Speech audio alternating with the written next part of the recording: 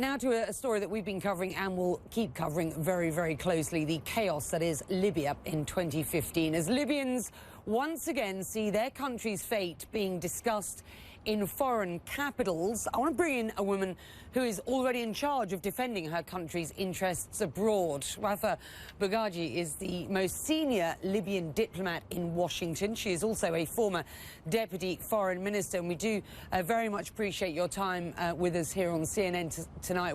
Where to start is the question. It's very difficult to do any substantive reporting inside Libya. So describe just what is going on the ground, if you will. Thank you, Becky. Let me start by expressing my condolences to all the families of victims that have fallen because of the terrorist attacks in Libya. Yesterday, an activist with her aunt were murdered in Tripoli. Friday, 45 people were killed brutally by exploding cars, and more hundreds of people were injured in Al-Qubba, a safe small town to the east of Benghazi. In Benghazi, we've been losing lives on a daily basis for the past 2 years. This has not been easy on the Libyans. We've been battling those terrorist groups for the past 2 years at least. And I must say, it was ignited by the murder, by the accident that led to the death of Christopher Stevens, Ambassador Christopher Stevens in Benghazi in 2012. Sure. The battle started against terrorists back then. You know, to embattle those groups, we need a lot of international help and international coordination, and it's already on the way. You know, Egypt is a country that's working closely with the Libyan government and coordinating with the Libyan army to embattle those threats, because the threat of terrorists is not inside Libya alone, but it's been a threat to many neighboring countries and to the region, and eventually will spread to Europe and global-wise. So, you know, you make a very good point. Let me stop you there for one moment. Let me stop you there for one moment, because taking advantage of the chaos on the ground that you have been describing, of course, is ISIS, which has carried out a string of attacks. Now, last week, Egypt's Foreign Minister Sameh Shoukry travelled to the United Nations to outline his case for international intervention in Libya. Here is what he said, and I want you to react to this. Taking concrete measures to prevent the acquisition of arms by all non-state militias and entities through the imposition of a naval blockade on arms heading to areas of Libya outside the control of legitimate authorities. The problem is that the authorities that Egypt and its Western allies see as legitimate, the authorities that you belong to, aren't recognised domestically, are they? How do you tackle that? I represent the government that is internationally recognized, and I represent the House of Representatives that represents the democratic will.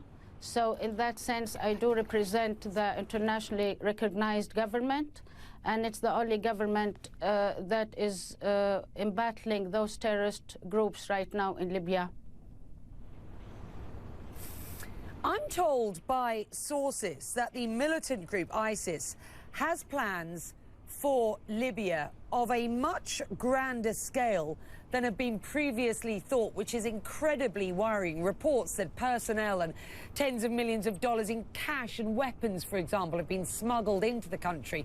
An ISIS front in Libya surely suggests the potential involvement of Western and regional powers going forward. You've suggested that that is what your government wants. Can you just give us a little bit more information on what it is exactly that you are asking for? Because, as we are well aware, the US and other international bodies have been very reticent to get involved in Libya to date.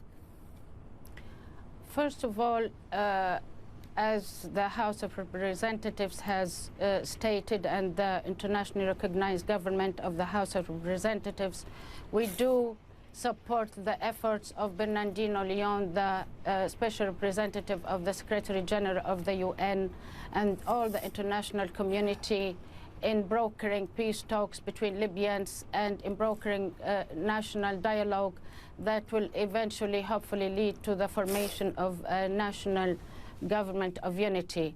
However, there are few things that the international community can further do.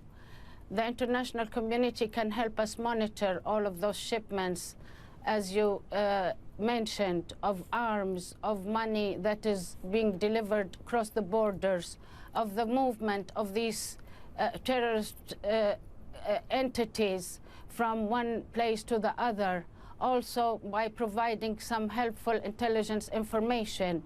Another thing that the international community can help with at this point is clarifying some valid concerns of the House of Representatives. As being the democratically elected body, we would like that this democratically elected body continues its mandate, constitutional mandate, in monitoring and forming the new national government of unity. We would like the support of it to be more inclusive and to continue in this role, because it really represents the aspirations of the Libyan people for the democratic nation they fought so hard for, and they're still paying a high price for. And with that, we're going to have to leave it there. But I mean, unfortunately, as we want to point out, the Supreme Court in Libya has actually decided that that internationally recognised government that you're a member of course, is illegitimate. We're going to have to leave it there. We will talk again. This is a story that we will continue to report on. For the time being, thank you very much indeed for joining us. Thank you, Becky. Well, the Israeli Prime